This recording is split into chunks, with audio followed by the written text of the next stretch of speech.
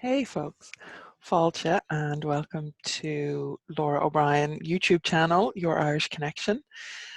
And I'm here just to answer a question that came in from one of our mailing list members. So if you want to ask me a question, I do try and get to them. I keep a list of them. I try and get to them as often as possible and either do a blog post or a YouTube video on it. So Jolene asked me, Jolene has been doing the meditations or the guided journeys in the Irish Otherworld. So if you don't know what this is about, then pop over to irishpaganschool.com and you will see a free intro to the guided meditation and guided journeying technique that I use. So I have started to do the meditations for the Irish Otherworld, and I definitely felt really scared to float into myself and into darkness. It kind of feels similar to how I dissociate. So instead of floating, I imagined always having my feet on the earthy ground, but in darkness so I can feel in my body. My question is there a reason why it's set up that way to float into darkness? Is it your personal method, or is this the way that it's been passed on to you? I think my feedback for this meditation would be to offer alternatives for people who may feel this is overwhelming, like being able to plant your feet on earth the entire time. Thanks so much and love your work. Thank you so much for getting in touch, Jolene, and hopefully I'll be able to answer your question at least. Okay, so the first one is there a reason that it's set up that way? So for anybody who's not familiar with it, the process is that you close your eyes, you basically drop down into darkness, and as Jolene is describing here, and you from there then you move through a doorway and down to a beach, and that's where we start our process through the Irish Otherworld. So that's it in a very, very small nutshell. Definitely go and check out the free resources over at the irishpaganschool.com for more. But yes, there is very much a reason that it's set up this way, and yes, it is my own process, and yes, it has been passed on to me this way. So a little bit of backstory is that I have been going in and out of the other world my whole life without really realizing what was happening. Being in Ireland, we are very, I suppose, naturally rather than supernaturally connected to the other world. For anybody who is energetically aware or connected in any way or marked in some cases, that is, the other world is quite close, right? And our island is sort of another world portal with this world, or nexus with this world, I believe. So all of that has been going on my whole life, and that has been the process that has happened to me naturally. So when I have my eyes closed, or sometimes when I have my eyes open, and I just basically drop down into that darkness. And the reason that I have been very specific then when I went to sort out my, how am I going to teach this process, I had to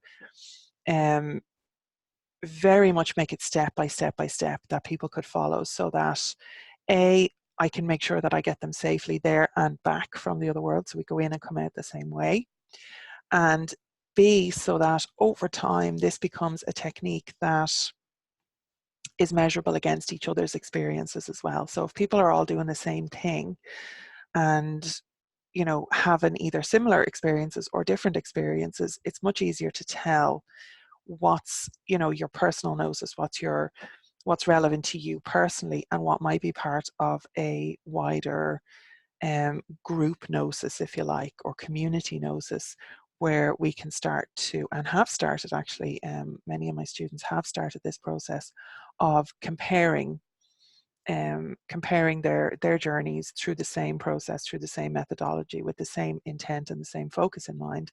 For example, in the OM Journeys 6-month program that I run, this is happening now. It's pretty amazing. So definitely get on the mailing list if you want to get involved with that. It only runs once per year. So gaining back the wisdom that we've lost, gaining back the access to this information, is definitely part of the bigger picture of this journey technique. But what Jolene is talking about there with the disassociation is actually spot on, because that's what it's designed to do. You know, like, you're not supposed to stay in your body. You're supposed to, some part of you is supposed to be able to journey from this physical meat space into the other world. That's actually what's happening. Okay. Now, all of that being said, I am very, very sympathetic to the idea of disassociation, because it's part of my trauma too. So I definitely get where you're coming from, Jolene. I've had other people who have talked to me about that they couldn't do this particular technique because darkness is an issue for them, so they can't. They're not comfortable enough to move through the darkness and into the light that we go through. All of that is part of the process, and for people who aren't at a place or a time in your life where you can go with that process, then this may not be the technique for you right now, and that's okay. All right.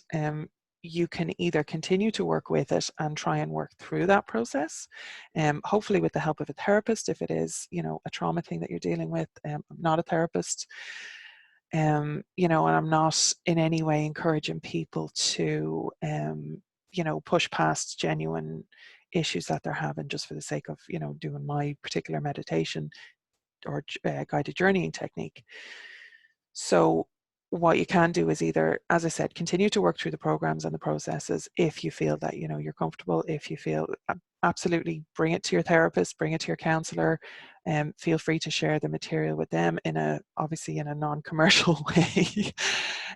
Share what you're doing is what I mean, and make sure that that they're on board with what you're doing, and that you have support in that. Okay. We also run a Facebook group, Irish, or facebook.com/groups/other world journeys. And there's a lot of people in there who either have dealt with or are dealing with, I won't say similar issues, because obviously everybody's at a different place with this, okay? But there is support there as well with people who are specifically using this technique. So there's all of that. The upshot of all this is that this just might not be a technique for you at this present time, okay? And if it's not, that's okay. You can continue to work on your own healing, I definitely recommend therapy. It's been absolutely fantastic for me. Working through trauma, this technique has helped me personally work through trauma and to gain a little more control over the disassociation that was happening and the random forays into the other world. So this has been a very healing and therapeutic technique for me personally, and other people have reported very similar experiences to that. But again, I'm not your therapist, okay? So enter at your own risk kind of thing to a certain extent. Now, what I have done is tried to make this as completely and utterly safe as is possible with anything like this. My technique is definitely safer than random guided journeys that you're going to get on YouTube. I would say if you want to continue working with guided meditation or meditation processes, go to a reputable teacher, a reputable app maybe. Calm is one that I use personally for, you know, meditation. They're absolutely highly recommend them. Another one, Headspace, is very good too. You know, try working with those kind of techniques first, and there's absolutely no shame in that. There's no problem in that. Everybody is at a different place in their own journey, and if this isn't for you right now, then that's fine. If you do want to continue with it, definitely start with the free. It's designed in levels, so there's level 1, there's various kind of exercises and practice things that you can take at level 1, call them the beach journeys. Then there's level 2, there's a class happening on that, level 2, and there is again, that we call them the island journeys, and there is a lot of material around that. There's more kind of practice techniques over my Patreon. So there's a lot of material there for you to work to. And just to go back to Jolene's question here, or Jolene's feedback rather, would be to offer alternatives for people who may feel this is overwhelming. Unfortunately, the problem with that is that to offer like a different version of every single guided meditation, I have hundreds, if not in the thousands at this point, of guided journeys that I've recorded. There are, it's hardly 1,000, but there's definitely hundreds, like way up there in the hundreds. To try and it would be a fundamental change of the process for a start and of the system, and to try and go back then and re-record all of those with an alternative, it's just not viable, unfortunately. So that isn't something that I will be able to offer, and I'm really sorry to not be able to offer, but I'm already really stretched to the limits currently with everything that I do. So that just isn't something that's on the cards for me to be able to do.